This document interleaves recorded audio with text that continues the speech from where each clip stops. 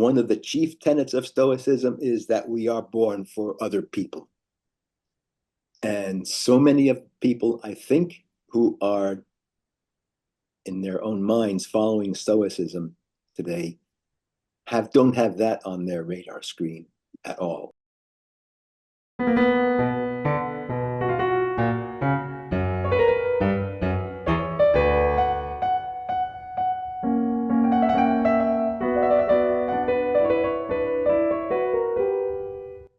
Can we always do the right thing?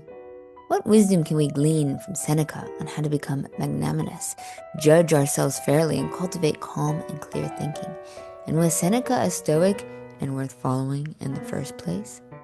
Today's podcast is with Robert Kaster, Emeritus Professor of Classics and former Kennedy Foundation Professor of Latin at Princeton University.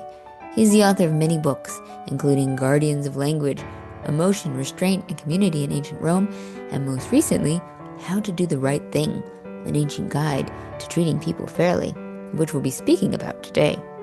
But before we do, a quick note to say thank you to our Classical Wisdom members. You make this podcast and project possible.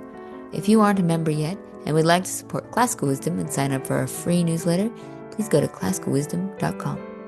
Now, on to doing the right thing. Well, I want to thank you so much for joining me today to talk about a book that you've recently written, or a little bit ago, but How to Do the Right Thing, an ancient guide to treating people fairly, which is, of course, a timeless topic and always worth our attention. I hope so. And now, it's very interesting because you've kind of compiled quite a few interesting resources and texts and works by Seneca. And of course, Seneca has a lot to say on doing the right thing and is a fascinating character in and of himself. So I always like to start with a bit of context for these ideas, a bit of historical background. And I do realize that this could be a topic for an entire podcast in and of itself. So I graciously ask for some brevity on Seneca, who he was, what was happening in his life when he wrote these works, essays, and letters. Yes. I'll hit the highlights.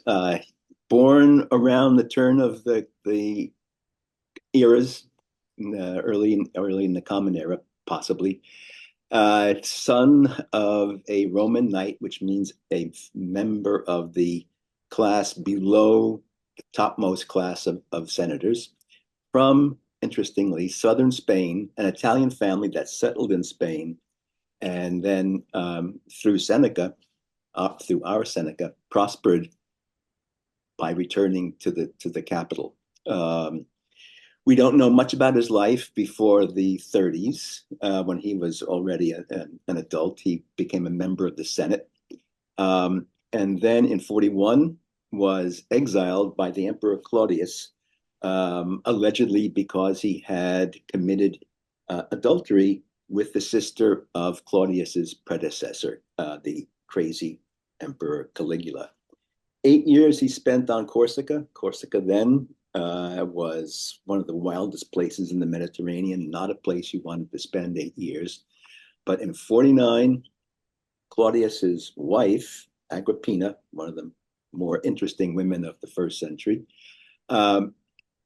engineered Seneca's recall from exile and installed him as tutor to the still young boy Nero. Nero had the good fortune of being adopted by Claudius in 50 and then becoming emperor when Claudius died in 54. And all along those years, Seneca was with Nero, instructing him, advising him, and became, in fact, one of his two main advisors once Nero became emperor.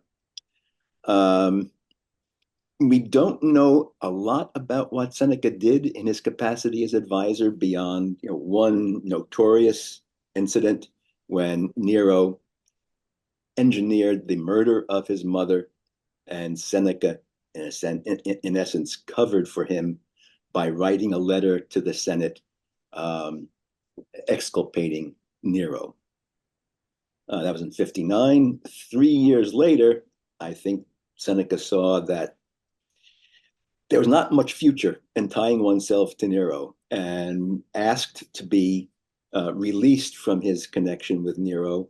Nero famously refused, and Seneca then did the discreet and advisable thing of withdrawing into retirement, let's say. And it was during his retirement that he wrote the moral epistles, which is probably his best known and most influential work. The thing about Seneca's writings is that he was basically writing his entire adulthood, and relatively few of the texts can be precisely dated.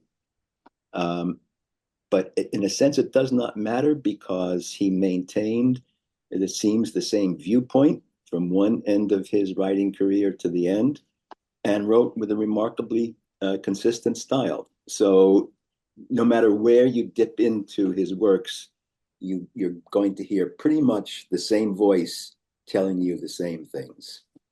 Oh, That's and of course, remarkable. Yeah. yes, it is. You know, tens upon tens of thousands of sentences written in such a characteristic and distinctive style. And again, not much variation from one end of his adulthood to the end. When unfortunately in '65 he was implicated, falsely it appears, in a plot to assassinate Nero and was compelled to commit suicide.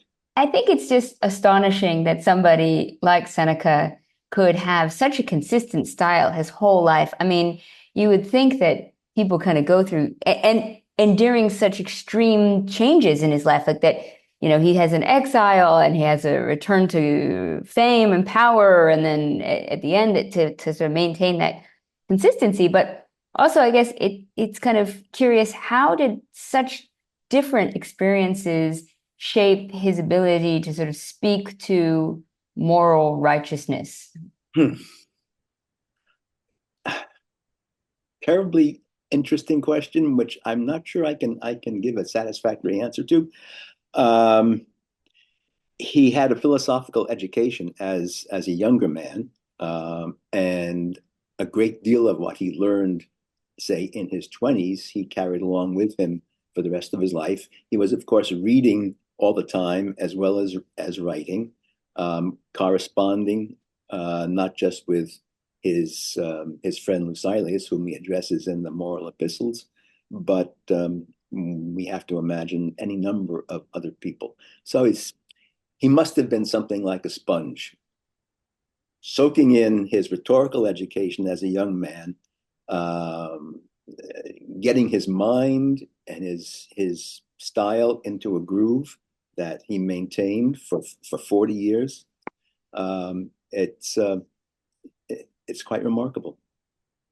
Now, I'd like to get into sort of these insights then, the Yeah. results of this sponge. And in your first chapter, you kind of you very neatly put them into these different categories, which I really quite liked.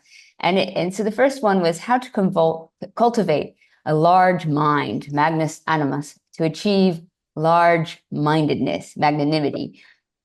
Which is, immediately you're like, okay, how do I get this large mind? But maybe it's best to sort of describe what magnanimity is, because I think the ancient concept sort of differs from maybe the first immediate modern Yes. interpretation. Yes. Well, let me ask you, what when you hear the word magnanimity, what do you think of? I guess I feel like graciousness or something. Graciousness, yeah. Generosity. Being magnanimous means you're, for example, willing to give credit where credit is due. Um, and that's certainly part of the idea of having a magnus animus. But it's a very strange idea because certainly for English speakers, we have a familiar concept, I think, of being small-minded and small-mindedness. And if I ever to ask you, when you hear the word small-minded or small-mindedness, what do you think of? Yeah, I guess just very narrow, that they're not going to think of different options or opportunities, or Yeah, and provincial maybe, or and think in particular of much, if not everything, in terms of themselves. Right? What's my point of view? What are my interests? Um, What do I want to achieve? It's, I. We have, more examples of such people perhaps in our lives and on our public lives than we might care to. But being large-minded, um, English has a problem with. And I was trying to think why that might be. Broad-minded is certainly a related idea, and we have that. Um, I think that the best way to think, try to recapture what ancient magnanimity, ancient large-mindedness would be to imagine um, a typical day-to-day interchange you might have with someone. And if you are a large-minded person in the Roman sense, or in the Greek sense for that matter, uh, you are going to try to think of what is happening in the broadest possible terms, with the broadest possible range of references, to think not just of what your interest in the transaction is, but what the other person's interest is. Um, Put yourself in their shoes, for example. Um, and take another example using the same turn of phrase, put yourself in their shoes, forming an opinion about the other person, trying to judge where they're coming from, what their interests are, and not judging them uh, just straight off the bat as, this person is interested in this person is after that, but rather try to take in, to absorb in a broad-minded, generous spirited way what they're about.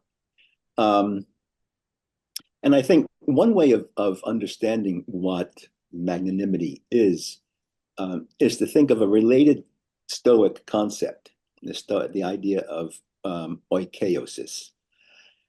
I use that as the Greek term.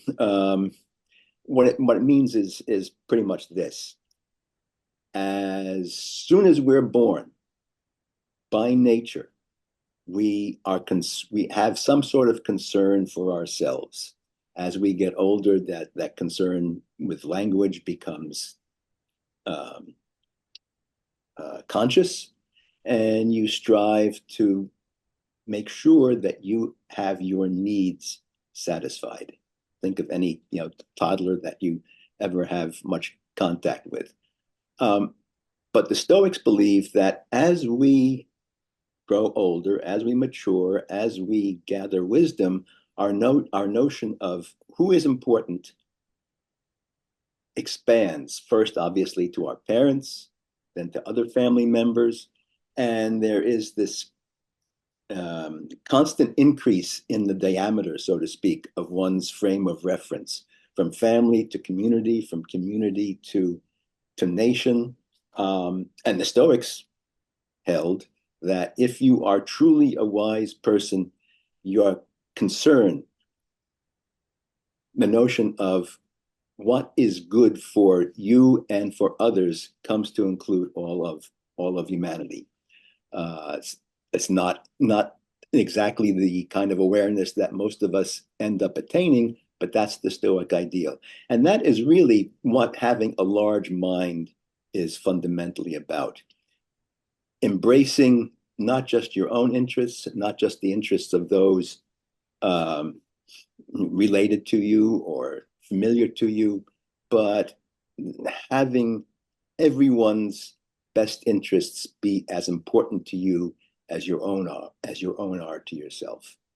Tall order, but that's basically what um, having a large mind amounts to. Taking in Seneca talks about this. Cicero, in his Stoic Moods, talks about this. Having a conception of the entire universe as it is governed by a providential God, by reason. It must be much harder to do that now when the world as we know it is so much larger. And I mean, I've thought about this, every now and then there's like a specific disaster that happens, and South Korea or Bangladesh or something. And sometimes you read them and it really impacts you. You know, you're truly heartbroken or upset about this awful thing that's just occurred.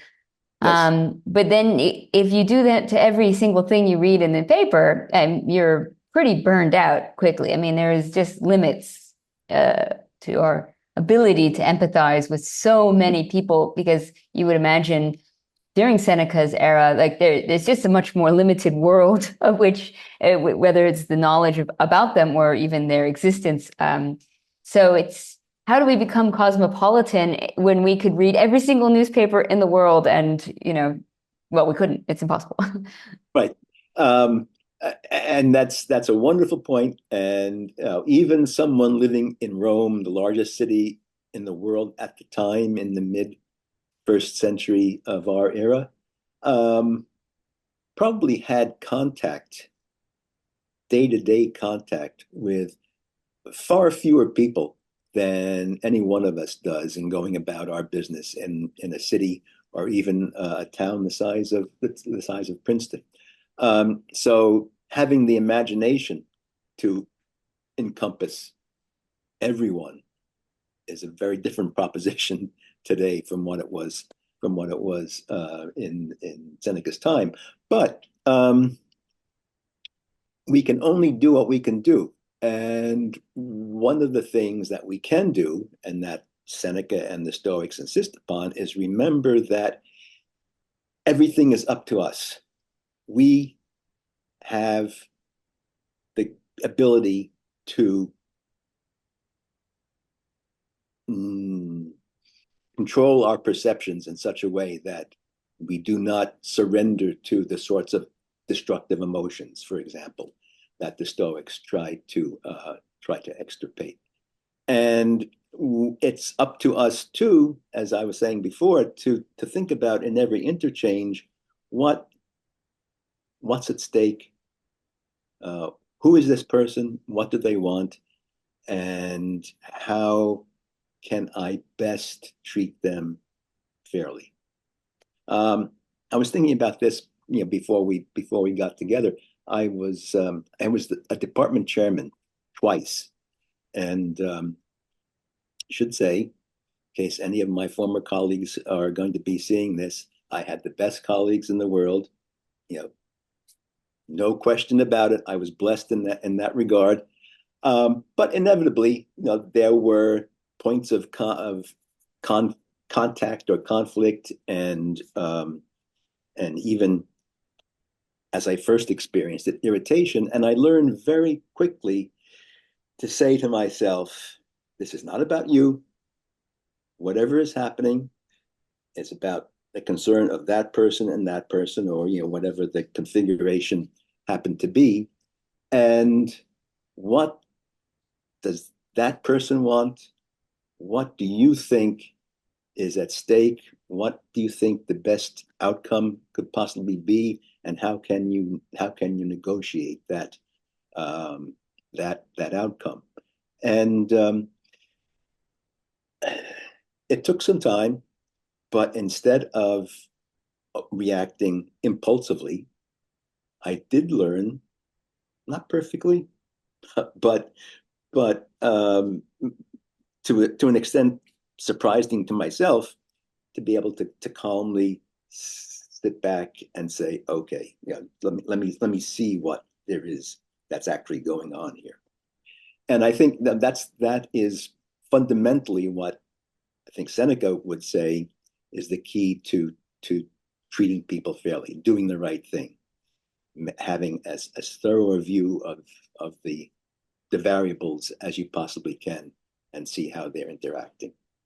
Well, and this is, one of our kind of goals at Classical Wisdom is regularly to demonstrate how critical these ancient ideas and thinkings and perspectives are in our modern era. And I know that up north in the US, but likewise in many places in the world, there's quite a lot of political division in this day and age. So I think trying to practice this sort of broad-mindedness with people hold very different views from yourself is both challenging, but probably quite essential for for society to kind of work cohesively. Right, right. Um, and one of the things that Seneca advises, and in fact, one of the most vivid passages in his writings that sort of reveal himself, is his description of the process he goes through at bedtime every night. And toward the end of the last book of On Anger, his treatise about anger, he describes how he spends time at the end of his day. As he says pretty charmingly, his wife understands his habits, so she keeps quiet and turns the light off. And he just thinks back over his day about what interactions he had, what he got wrong, and says, "Well, Seneca, you, were became too irritated with that fellow, or you took that too much to heart, too much personally. Don't do it again." And I think that sort of daily review. It's not certainly not meditation, because it's very conscious and event oriented.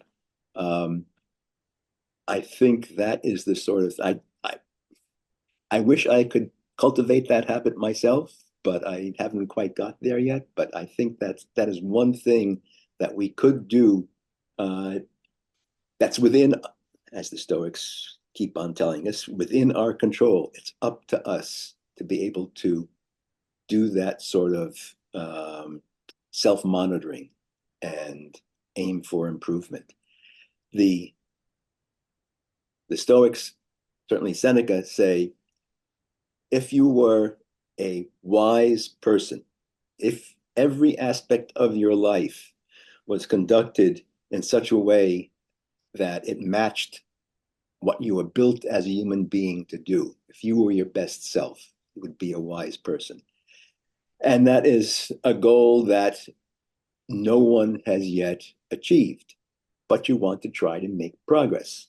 And one of the constant themes of the moral epistles is tracking the progress he is making and the progress that his friend Lucilius, his correspondent, is making toward wisdom. You're not going to get there, almost certainly not going to get there, but you want to try to approach as closely as you can.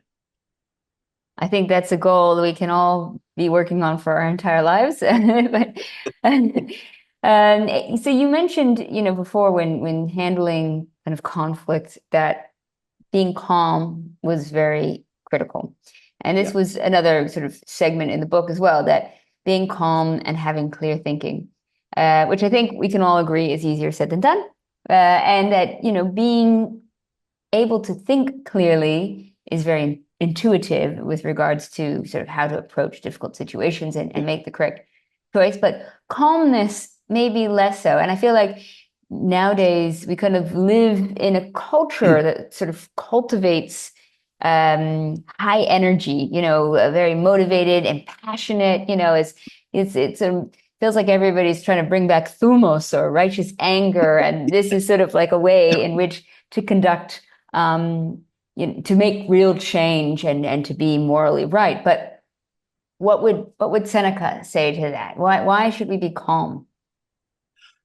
It's being calm is the only way that we can allow our minds to make the right choices.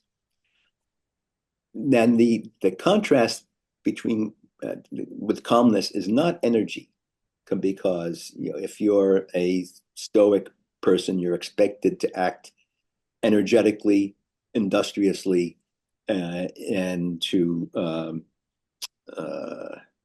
go about your business as you should go about it. The real contrast with calmness is impulsiveness, being able to stand back rather than react. Boom. Oh, I've just been insulted. Or, oh my God, I'm in danger. Or, you name it. What the prompts are for our common human emotions, you get the impression, and then you assent to the impression, is the Stoic terms. You say, yes, I was in fact insulted, and it is now appropriate for me to take revenge. And the Stoics, Seneca would say, no, you're you're wrong, possibly in thinking that you were insulted, and you're wrong certainly in thinking that the proper response to insult is revenge, is anger. Um, so standing back for whatever length of time you can manage is the key, I think, to calmness. And as I was talking about being chairman before, one of the things that I learned was I reasonably successful in teaching myself is not to respond right away. That email comes in from a colleague who may or may not be justly complaining about something. You don't respond right away. You think about it and think about why the person sent the email, what the backstory might be, what the real concerns are, what's really at stake. Okay, I want to take a step back for a second and look at Seneca and doing the right thing with regards to sort of the overarching philosophical structure of Stoicism. And, Yeah, Stoicism has become much, much more popular in today. And it's always very comical talking to different professors because they're like, I can't believe it. It's so strange.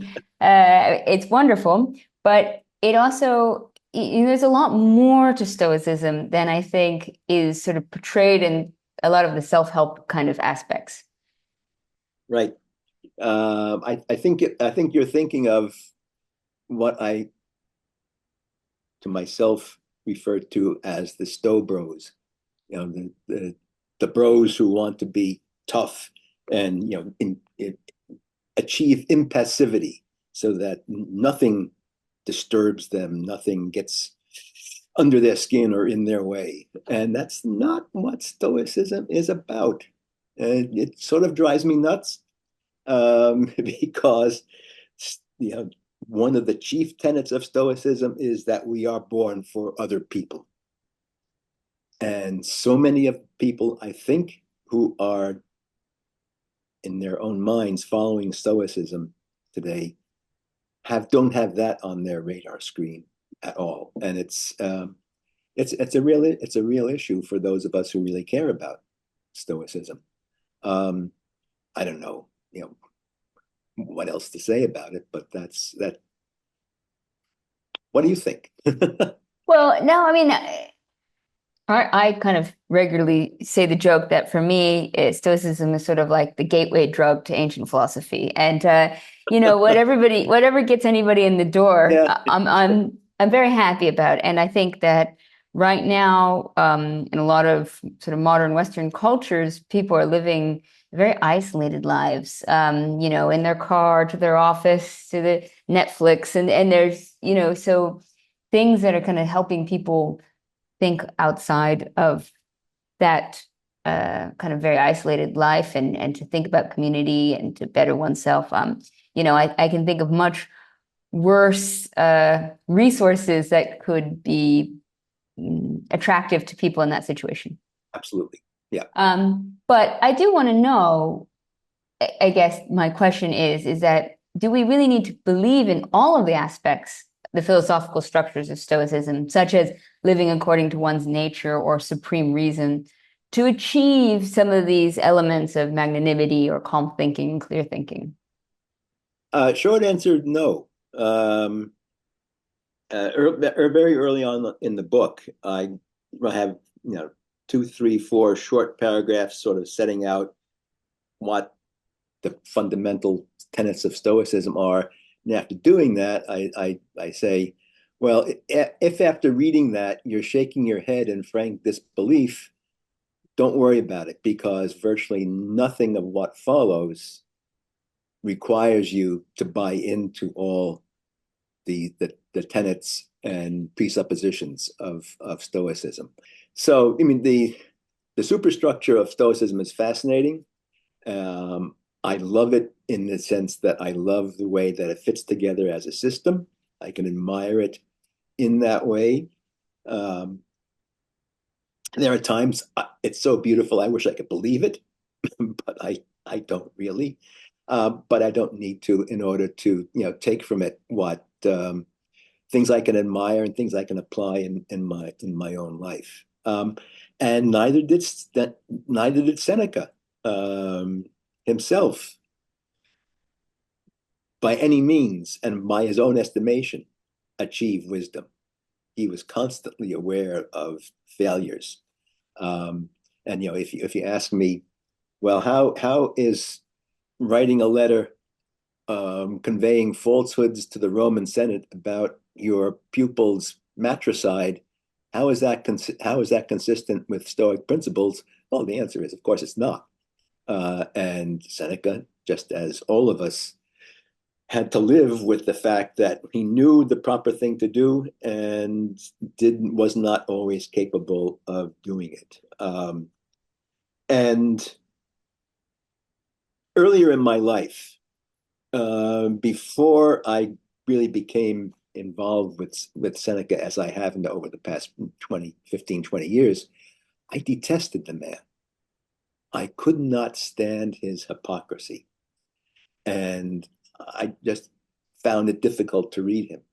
And it was only when I uh, wrote and published a translation of On Anger and on Mercy that it hit me that he would not be spending as much time doing what he's doing, writing these works, writing all the works he wrote, if he did not believe in the principles, if he was not speaking in good faith and saying what he believed to be important for people to take in, he wouldn't.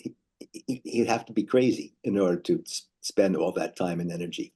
And having that realization, click and really fundamentally readjust the way I went about reading Seneca was very, very important. And I think if I hadn't come to that realization, my understanding, not just of Seneca, but of a lot of other things, would have been much poorer than it has been as a result. So I don't believe that it's necessary to hold Seneca to any higher standards than I hold myself, or that I hold other ordinary human beings. Um, and to be concerned, first of all, as I said, with doing what is in your own control, above all, using your mind as the thing that is most of all in your own control, and trying to make progress. I think that's very beautifully said. And, it is, I do like asking professors over the years if they think Seneca is a true Stoic. And I have gotten very different answers. And it is sometimes a contentious question because, there's certainly moments when you think he would basically be saying, do what I say, not what I do. Yeah. But it always brings up a broader question in general of, can we separate, the art from the artist, the thinker from the Mm-hmm. man, their thoughts and the ideas? And, of course, I think of, say, Aristotle obviously has so many wonderful contributions to history, but then he couldn't even figure out how many teeth women had. I mean, I'm not going to discount everything he said.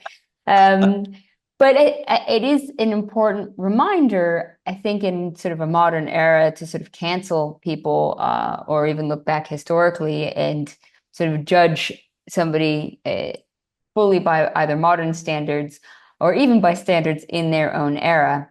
I always say we have to sort of cherry pick the good ideas and take. Do you have any advice on how to pick the best ideas from ancient thinkers? Um, Yeah, just to well, finish up with a light question, right? yeah, right. First of all, forget about judging whether the person presenting those ideas actually lived up to them. I think Seneca would be perfectly okay with our talking about the value of what he was saying versus the value of how he was living it. Um, and uh, cutting some slack when it comes right down to it. Seneca, whatever else he was a human being, and he was fallible. And that doesn't mean that much of what he was urging by way of normative principles was not at least worth thinking about, if not adopting wholesale. Well, I think that's a great advice to kind of go forward and look at the ancients. And as I always say, it's a great conversation. We're not supposed to agree with everything they say. We're Right. supposed to discuss it and learn from it and talk about it and make it provoke more ideas. And as you say, there's so many wonderful ideas in Stoicism, but you don't have to accept all of them to get real value from it. So I think that's a great insight as well. You've been very generous with your time. So I'm going to say thank you so much for joining me today. And I will have a link to your book, How to Do the Right Thing, an Ancient Guide to Treating People Fairly, which I think is a fantastic read. And I really liked how you drew on so much of Seneca's works, from his On Benefits and on Mercy, on his 10 essays and his moral epistles. And you kind of nicely braid them all together, which I thought was a fantastic way to sort of approach the topic. So I'll make sure everybody can check it out below and say thank you so much for your time. Thanks. It's been a pleasure.